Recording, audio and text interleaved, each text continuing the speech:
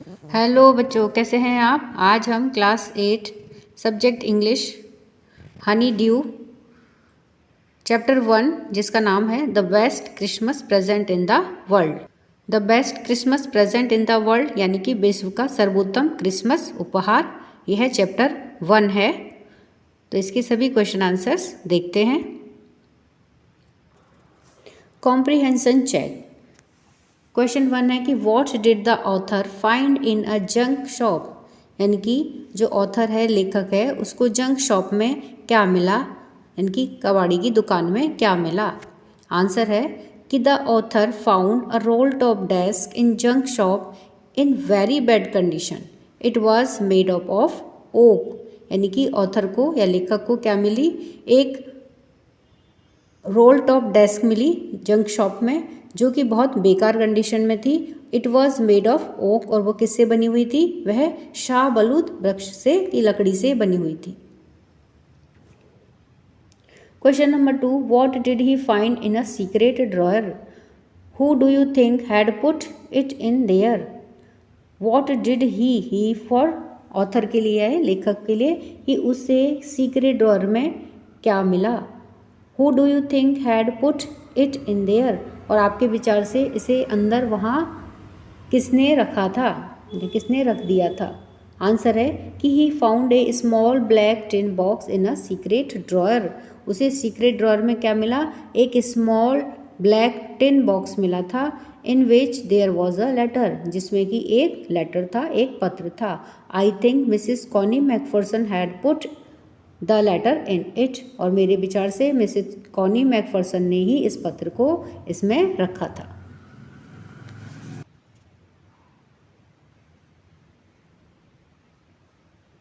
Comprehension check. Question 1 है कि who had written the letter, to whom and when. इनकी who had written यानी कि किसने पत्र लिखा था, टू हुम किसे लिखा था, एंड व्हेन और कब लिखा था। तो आंसर है Mr Jim McPherson wrote this letter to its wife, यानी कि मिस्टर जिम मैकफर्सन ने यह लेटर लिखा था टू हिज वाइफ, अपनी पत्नी को। मिसिस कॉनी मैकफर्सन, जिनका नाम क्या था, Mrs Connie Macpherson, on December 26, 1914, यानी कि 26 दिसंबर 1914 को मिसिस कॉनी मैकफर्सन के लिए यह लेटर लिखा गया था। और किसने लिखा था, मिस्टर जिम मैकफर्सन ने यह लेटर लिखा था। Question number 2, why was the letter written? What was the wonderful thing that had happened? Why was the letter written? यानी कि यह पत्र क्यों लिखा गया था, और what was the wonderful thing that had happened, और वह वंडरफुल चीज़ें क्या हुई, क्या घटित हुई थी। तो आंसर है कि the letter was written, letter लिखा गया था क्योंकि because something was the wonderful thing that had happened, यानी कि कुछ चीज़ थी जो बहुत वंडरफुल थी, जो हैपन्ड हुई थी, जो घटित हुई थी।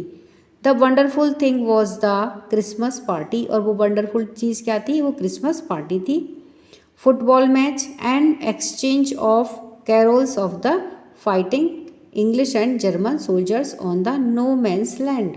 तो वो वंडरफुल थिंग्स क्या क्या चीज़ें थी, एक Christmas party, the wonderful things was the Christmas party, football match and change of carols, और आपस में कैरल्स यानी कि क्रिसमस के गीतों का चेंजेस एक्सचेंज था, यानी कि आदान प्रदान, of the fighting English and German soldiers, यानी कि इंग्लिश और जर्मन सोल्जर्स के बीच में, on the no man's land यानी कि नो मैंस लैंड के ऊपर इन चीज़ों का आपस में एक्सचेंज था। तो ये सभी चीज़ें वंडरफुल थिंग्स थी। इनकी पत्र इसलिए लिखा गया था क्योंकि कुछ अद्भुत घटित हुआ था, और वह अद्भुत बात क्या थी, वह क्रिसमस पार्टी, फुटबॉल मैच, वह क्रिसमस गीतों का आदान प्रदान था, जो नो मैंस लैंड पर युद्धरत अंग्रेज व जर्मन सैनिकों के बीच में हुआ था। तो ये सभी वंडरफुल थिंग्स थी। Question number 3, what jobs did Hans Wolf and Jim McPherson have when they were not soldiers. यानी कि हैंस वुल्फ और जिम मैकफर्सन जब सोल्जर्स नहीं थे तब वो क्या काम करते थे, यानी कि तब वे किस पेशे में थे, किस पेशे से संबंधित थे। तो आंसर है Hans Wolf used to play cello in an orchestra. इनकी जो हैंस वुल्फ थे वो अक्सर एक एक्स्ट्रा ऑर्केस्ट्रा में चेलो वाद्य यंत्र बजाया करते थे। And Jim Macpherson did the job of A school teacher when they were not soldiers. और जिम मैकफर्सन थे वह एक विद्यालयी अध्यापक का काम करते थे, यानी कि जब वो सोल्जर नहीं थे, वे सैनिक नहीं थे, तब वे एक स्कूल में टीचर थे। Question number 4, had Hans Wolf ever been to Dorset? Why did he say he knew it? क्या हैंस वुल्फ कभी डोरसेट गए थे? Why did he say he knew it? और उन्होंने ऐसा क्यों कहा कि वह इसे जानता था? तो आंसर है नो, नहीं। यानी कि Hans Wolf never been to Dorset. Hans Wolf कभी भी डोरसेट नहीं गया था। What he had learn all from school and from reading books in English. बल्कि उसने ये सब कहाँ से जानता था? क्योंकि वह ये सब स्कूल से और रीडिंग बुक्स इन इंग्लिश में जो रीडिंग बुक्स थी उनसे इस बारे में उसने जाना था। So he said that he knew it. इसलिए उसने कहा कि वह डोरसेट के बारे में जानता है, क्योंकि उसने यह सब कहाँ से पढ़ रखा था? अपने स्कूल से और रीडिंग बुक से यह उसने पढ़ रखा था। डोरसेट के बारे में वह जानता था। Question 5, do you think gym Macpherson came back from the war? Do you think, क्या आप सोचते हैं कि जिम मैकफर्सन वॉर से, युद्ध से वापस आया? How do you know this? और आप यह कैसे जानते हैं? आंसर है कि I think gym Macpherson never back from the war. मेरे विचार से कि जिम मैकफर्सन वॉर से कभी भी वापस नहीं आया। Because when the author went to meet Mrs McPherson, because क्योंकि जब ऑथर यानी कि लेखक went to meet Mrs McPherson से मिलने के लिए गया, the matron also told that Mrs McPherson had no family. कि जो मैट्रन थी उसने ये बताया, यानी कि जो प्रधान नर्स थी उसने बताया था कि मिसिज मैकफर्सन के कोई फैमिली नहीं है, यानी कि परिवार में उसके कोई नहीं था। Comprehension check number 1, why did the author go to Bridport? लेखक है वह ब्रिडपोर्ट क्यों गया था? तो आंसर है the author went to Bridport in search of Mrs Connie McPherson. तो ऑथर क्यों गया था, लेखक क्यों गया था Bridport? In search of Mrs Connie McPherson. Mrs Connie McPherson को खोजने के लिए ऑथर है जो लेखक है वह ब्रिडपोर्ट गया था। नंबर 2 है how old was Mrs McPherson now? Where was she? Mrs McPherson अब कितनी उम्र की थी? Where was she? और वह अब कहाँ थी? तो आंसर है Mrs McPherson was 101 years old now. Mrs McPherson कितने साल की थी? 101 साल की थी। She was in Burlington House nursing home. वह कहाँ थी? बर्लिंगटन हाउस के नर्सिंग होम में थी। Comprehension check number 1, who did Connie Macpherson think her visitor was? Connie Macpherson अपने विजिटर को या अपने आने वाले को, आगंतुक को कौन समझ बैठी थी? यानी कि कॉनी मैकफर्सन ने क्या समझा कि ये जो विजिटर है वह कौन है? तो आंसर है कि Connie Macpherson thought her visitor was her husband gym Macpherson. तो मिसिस कॉनी मैकफर्सन ने क्या समझा कि ये जो आने वाले विजिटर हैं वो कौन है? वॉज हर हस्बैंड, ये उसके पति हैं जिनका नाम क्या है? Gym Macpherson. यानी कि उन्हें वह जिम मैकफर्सन समझ बैठी थी। नंबर 2 है which sentence in the text shows that the visitor did not try to hide his identity? Which sentence यानी कि कौन सा वाक्य है बताता है, शोज करता है that the visitor did not try to hide his identity, कि जो विजिटर है, आगंतुक है, उसने अपनी पहचान छुपाने का प्रयास नहीं किया। तो वह सेंटेंस कौन सा है?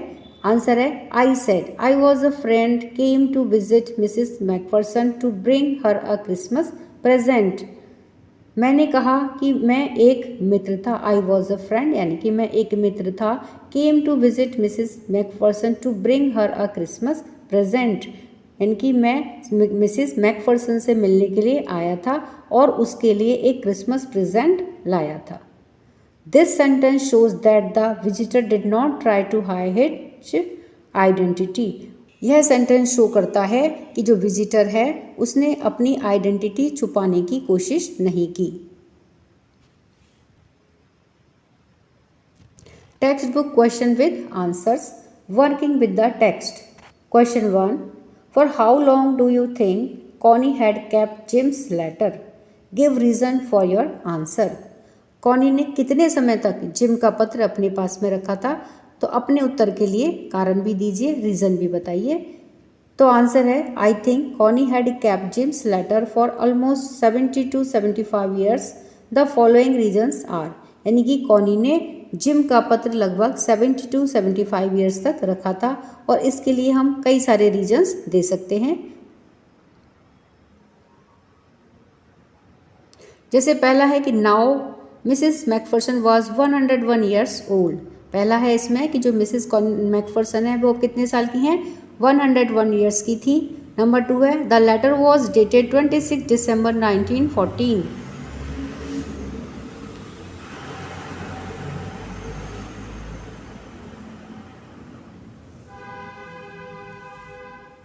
नंबर 2 है the letter was dated 26 December 1914, यानी कि उस लेटर पर क्या डेट लगी हुई थी? 26 दिसंबर 1914 का वह लेटर था। नंबर 3 है the junk seller told that the desk was of early 19th century. और जो जंक सेलर था, कबाड़ बेचने वाला था, उसने क्या बताया था कि यह डेस्क 19th सेंचुरी यानी कि 19वीं शताब्दी के शुरुआती वर्षों की थी। Question number 2, why do you think the desk had been sold and when? Why do you think, आप इसके विचार से ऐसा क्यों है? The desk had been sold, कि वह डेस्क को क्यों बेचा गया था, एंड व्हेन और कब? आंसर है फर्स्टली, ये सबसे पहला है कि the desk had badly got scratch marks all down one side. इनकी मेरे विचार से तो डेस्क को इसलिए बेचा गया था कि पहला रीज़न तो यह है कि यह एक तरफ से बुरी तरह से झुलस गया था। सेकेंडली, और दूसरा कारण क्या हो सकता है कि when Mrs Macpherson left her house to live in Burlington House nursing home, कि वैन जब मिसिज मैकफर्सन ने लेफ्ट हर हाउस अपने घर को छोड़ दिया to live in Burlington House nursing home, यानी कि कहाँ रहने के लिए? बर्लिंगटन हाउस के नर्सिंग होम में रहने के लिए जब मिसिज मैकफर्सन ने अपना घर छोड़ दिया था, तो इसलिए भी उन्होंने अपनी यह डेस्क सोल्ड कर दी, बेच दी। Question number 3, why do you Jim and Hans think that games और sports are good ways of resolving conflicts? Do you agree? Jim व हैंस क्यों सोचते हैं कि खेल कूद आपसी रंजिश यानी कि कन्फ्लिक्ट्स को मिटाने का एक अच्छा तरीका है? क्या आप भी सहमत हैं? तो आंसर है yes, I agreed with thought of Jim and Hans, कि हाँ हम जिम और हैंस के थॉट से, विचार से एग्री करते हैं, सहमत हैं। बिकॉज, क्योंकि गेम्स और sports do not kill any one, क्योंकि जो गेम्स होते हैं और स्पोर्ट्स होते हैं वो किसी को भी जान से नहीं मारते हैं। Do not make children orphan, इससे बच्चे अनाथ नहीं होते हैं। And do not make wifes widows, और पत्नियों को विधवा नहीं बनाते हैं। इसलिए स्पोर्ट्स और जो गेम्स होते हैं वो इन कन्फ्लिक्ट्स को रिजॉल्व करने के एक अच्छे तरीके हैं, गुड वेज हैं। Question number 4, do you think the soldiers of the two armies are like each other और different from each other? Find evidence from the story to support your answer. क्या आप ये सोचते हैं कि दोनों सेनाओं के सैनिक एक जैसे हैं या फिर एक दूसरे से अलग? अपने उत्तर के सपोर्ट में, समर्थन में कहानी से एविडेंस ढूंढिए, प्रमाण ढूंढिए। तो आंसर है कि I think the soldier of the two armies are like each other, यानी कि दो आर्मीज के जो सोल्जर्स होते हैं वो एक जैसे ही होते हैं, not different from each others, एक दूसरे से डिफरेंट नहीं होते हैं। These are the evidences from the story in support of my answer. कुछ इसमें एविडेंस हैं जो कि मेरे इस आंसर को सपोर्ट करते हैं, इस तरह के कुछ एविडेंसेस हैं। On Christmas they wished each other, Christmas पर वो एक दूसरे को विश करते थे। दे शेयर्ड स्कैनप्स, रम्स एंड सॉसेसेस, यानी कि उन्होंने शैम्पेन्स, रम और मसालेदार गोश्त को बांट करके खाया। They played football on no man's land, और उन्होंने नो मैंस लैंड पर फुटबॉल खेला। दे एक्सचेंज कैरोल्स, उन्होंने क्रिसमस गीतों का आदान प्रदान किया। कैरोल्स क्या होते हैं? क्रिसमस पर गाए जाने वाले गीतों को कैरोल्स कहते हैं। तो उन्होंने कैरोल्स का एक दूसरे से एक्सचेंज किया। इवन जिम सेड, और यहाँ तक कि जिम ने कहा, बोथ आर्मीज लॉन्ग फॉर पीस, दोनों ही जो आर्मीज हैं वह शांति की कामना करती हैं, शांति चाहती हैं। At end of the war, और वार के अंत में, they would like to go home back and see the family, और वार के अंत में वे घर जाना चाहेंगे, वे परिवार से मिलना चाहेंगे। Question 5, mention the various veg in which the British and the German soldiers become friends and find things in common eight Christmas, यानी कि उन विभिन्न तरीकों का जिक्र करें जिनमें ब्रिटिश व जर्मन सैनिक फ्रेंड बन गए थे, और उन चीज़ों को ढूंढिए जो क्रिसमस पर समान थी, यानी कि जो दोनों साइड में समान थी। तो आंसर है the wishing of happy Christmas, the sharing of schnapps, rums and sausages, यानी कि हैप्पी क्रिसमस की बधाई, शूनैप्स रम व मसालेदार गोश्त की बटाई, the playing of football match on the no man's land, no man's land के ऊपर फुटबॉल का खेलना, and the exchanging of carols are the various ways that make the British and German soldiers friends, और Christmas के गीतों का आदान प्रदान आदि विभिन्न तरीके हैं जो ब्रिटिश और जर्मन सैनिकों को मित्र बनाते हैं।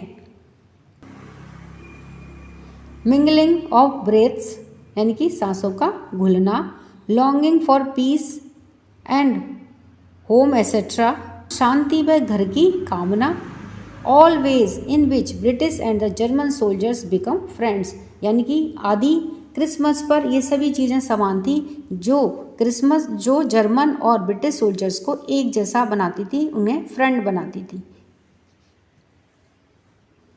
Question number 6, what is Connie's Christmas present, why is it the best Christmas present in the world. Connie का क्रिसमस प्रेजेंट क्या है और यह विश्व का, वर्ल्ड का बेस्ट क्रिसमस प्रेजेंट क्यों है, बेस्ट सर्वोत्तम क्रिसमस उपहार क्यों है। तो आंसर है कि Connie's husband Jim is her Christmas present, क्योंकि कॉनी का जो पति है जिम, उसके लिए क्रिसमस उपहार है। It is the best Christmas present in the world for Connie, यह कॉनी के लिए वर्ल्ड का सबसे सर्वोत्तम क्रिसमस प्रेजेंट है। बिकॉज, क्योंकि without husband the world is inspired for a wife, क्योंकि बिना पति के एक पत्नी के लिए यह संसार इंस्पायर्ड होता है, यानी कि फीका ही रहता है। Question number 8, do you think the title of this story is suitable for it. Do you think, क्या आप सोचते हो कि इस कहानी का यह शीर्षक सुटेबल है, उपयुक्त लगता है। Can you think of any other title, क्या आप किसी अन्य शीर्षक या शीर्षकों के बारे में सोच सकते हैं, विचार कर सकते हैं। तो आंसर है I think the title of this story is suitable, मैं सोचता हूँ कि मेरे विचार से इस कहानी का शीर्षक सुटेबल है।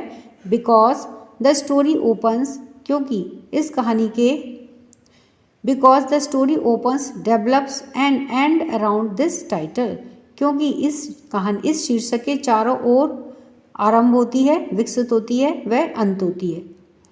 Husband is the best Christmas gift for Connie, husband यानी कि पति एक मानव कॉनी के लिए सर्वोत्तम क्रिसमस उपहार है। There can be no other title suitable for this story, और इस कहानी के लिए अन्य कोई भी दूसरा शीर्षक सुटेबल नहीं हो सकता है। तो इस तरह से हमने सभी प्रश्नों के उत्तर देखे हैं। वीडियो पसंद आने पर वीडियो को लाइक करें, शेयर करें। चैनल पर नए हैं तो सब्सक्राइब करना ना भूलें। मिलते हैं नए वीडियो में। इसी के साथ धन्यवाद।